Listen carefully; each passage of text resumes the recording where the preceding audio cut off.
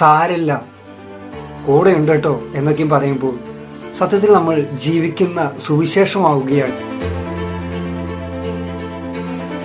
താങ്കൾ താങ്കളുടെ ജീവിതത്തിന് ഒരു ഫുൾ സ്റ്റോപ്പ് ഇടാൻ തീരുമാനിച്ചു, പക്ഷേ ഞാൻ അതൊരു കോമയായി മാറ്റി.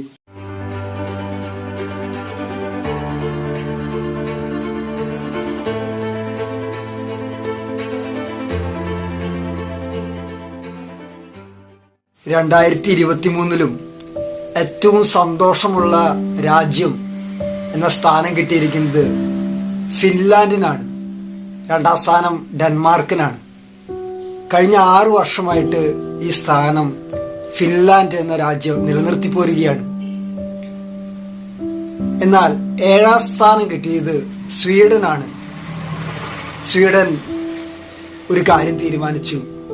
എന്തുകൊണ്ടാണ് നമ്മൾ ഇത്രമാത്രം നന്മ ചെയ്തിട്ടും നമ്മുടെ രാജ്യത്തിന് ഏറ്റവും നല്ല സന്തോഷമുള്ള രാജ്യമെന്ന് സ്ഥാനം കിട്ടാത്തത്? അങ്ങനെ അവരെ കുറിച്ചൊരു പഠനം നടത്തി. സ്വീഡനിലെ ലുലോ എന്ന് പറയുന്ന ഒരു കോർപ്പറേഷൻ നഗരസഭ 80,000 പേരെ പഠന വിഷയമാക്കി അവരോട് അഭിപ്രായങ്ങൾ ചോദിച്ചു. അതിൽ നിന്ന് അവർക്ക് ഉരുത്തിരിഞ്ഞു കിട്ടിയ ഒരു കാര്യം, സ്വീഡനിലെ ജനങ്ങൾ നന്മ ചെയ്യുന്നവരാണെങ്കിലും മറ്റുള്ളവരെ കാണുമ്പോൾ ഹായ് പറയുന്നില്ല, ചിരിക്കുന്നില്ല എന്നുള്ളതാണ് അവർക്ക് 1ാം സ്ഥാനത്തേക്ക് നടക്കാൻ പറ്റാത്ത കാരണമെന്ന് അവർക്ക് മനസ്സിലായി. അവർ തീരുമാനിച്ചു, ഇനി താങ്കൾക്ക് അടുത്തു വരുന്നവരെ, നേരെ എതിര് വരുന്നവരെ കാണുന്നവരുടെ മുഖത്തൊക്കെ നോക്കി ഒരു ഹായ് പറയാം, ഒന്ന് പുഞ്ചിരിക്കാമെന്ന് തീരുമാനിച്ചു. അവരുടെ ഗവൺമെന്റ് അതിനുവേണ്ടി ഒരു ചെറിയ ഒരു വീഡിയോ ഒക്കെ തയ്യാറാക്കി.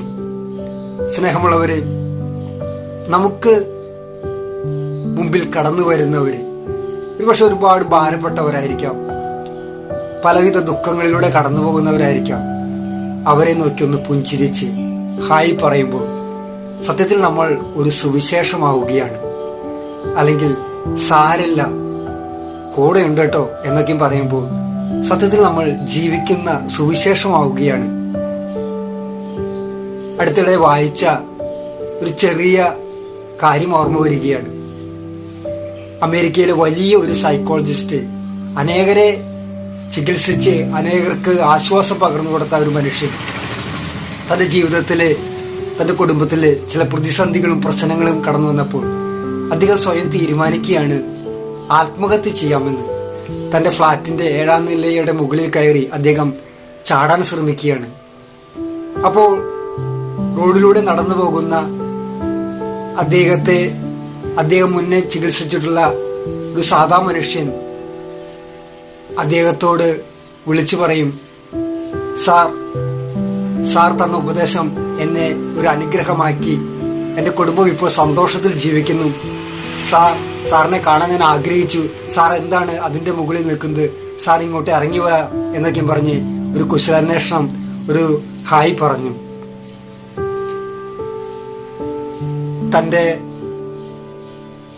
താൻ മുന്നേ ചികിത്സിച്ച രോഗിയായിരുന്ന ഈ മനുഷ്യൻ തന്നെ വിളിക്കുന്നത് കേട്ട് ഈ സൈക്കോളജിസ്റ്റ് ആ 7ാം നിലയിൽ നിന്ന് താഴെ ഇറങ്ങി വരികയാണ്. എന്നിട്ട് ഈ സൈക്കോളജിസ്റ്റ് സാധാ മനുഷ്യനോട് ചോദിച്ചു, എന്തുകൊണ്ടാണ് താങ്കൾക്ക് എന്നെ വിളിക്കാൻ തോന്നിയത്? അപ്പോൾ സാധാരണ മനുഷ്യൻ പറയുകയാണ്, sir, you decided to put a full stop but instead I put a comma. താങ്കൾ താങ്കളുടെ ജീവിതത്തിന് ഒരു ഫുൾ സ്റ്റോപ്പ് ഇടാൻ തീരുമാനിച്ചു, പക്ഷേ ഞാൻ അതൊരു കോമയായി മാറ്റി. പ്രിയരെ, നമ്മുടെ ജീവിതം ഇനിയും കുറെ വായിക്കാനുണ്ട്, ഇനിയും നമുക്ക് കുറെ യാത്ര ചെയ്യാനുണ്ട്. ആംഗലേയ സാഹിത്യകാരൻ പറഞ്ഞില്ലേ, miles to go before I sleep. ഒത്തിരി ദൂരങ്ങൾ നമുക്ക് താണ്ടേണ്ടതുണ്ട്. നമ്മളിങ്ങനെ അന്തർമുഖിയായി ഇൻഫീരിയോറിറ്റി കോംപ്ലക്സും മറ്റുമായി ആരെയും ഫേസ് ചെയ്യാതെ നമ്മളിങ്ങനെ മുന്നോട്ട് പോകാൻ വിളിക്കപ്പെട്ടവരല്ല. കാണുന്നവരുടെ മുഖത്ത് നോക്കി ചിരിച്ച് അവരുടെ കുശലാന്വേഷണങ്ങളൊക്കെ ചോദിച്ച് അവരോട് കൂടെയുണ്ട് കേട്ടോ, സാരല്ല, എല്ലാം മാറും, ദൈവം നിന്നെ സഹായിക്കും, ദൈവം നമ്മോടൊപ്പമുണ്ട് ദൈവം നമ്മളുടെ വലതുകരം പിടിച്ചിട്ടുണ്ട്, ദൈവത്തിന്റെ ഉള്ളം കൈയിലാണ് നമ്മൾ എന്നെല്ലാം ഉള്ള കൊച്ചു കൊച്ചു വർത്തമാനങ്ങൾ പറയുമ്പോൾ സത്യത്തിൽ നമ്മൾ വലിയ വചനപ്രഘോഷണം നടത്തുന്നതിനേക്കാൾ വലിയ അനുഗ്രഹമാണിത്.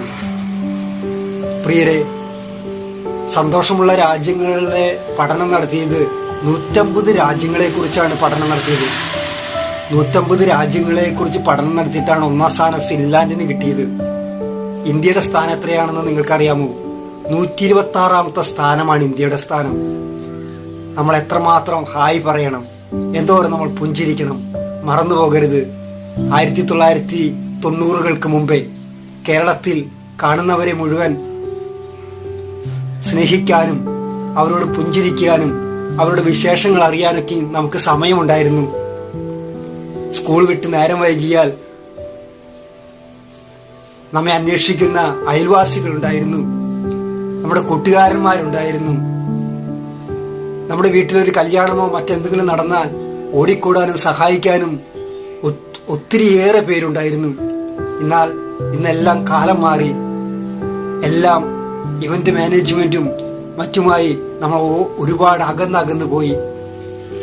വീടുകളിലേക്ക് പോലും ആരും വരാത്ത രീതിയിൽ നമ്മൾ ഇന്ന് ഒരു തടവറയിലാണ്. കിട്ടുന്ന സമയം മുഴുവൻ നമ്മൾ ഈ ഇലക്ട്രിക് ഗാഡ്ജറ്റ്സിലും മറ്റും ഉപയോഗിച്ചുകൊണ്ട് നമ്മുടെ വിലപ്പെട്ട സമയം നഷ്ടപ്പെടുത്തുകയാണ്. പ്രിയരെ, ഇറങ്ങാം പുറത്തേക്ക്, ചിരിക്കാം അനേകരെ നോക്കി.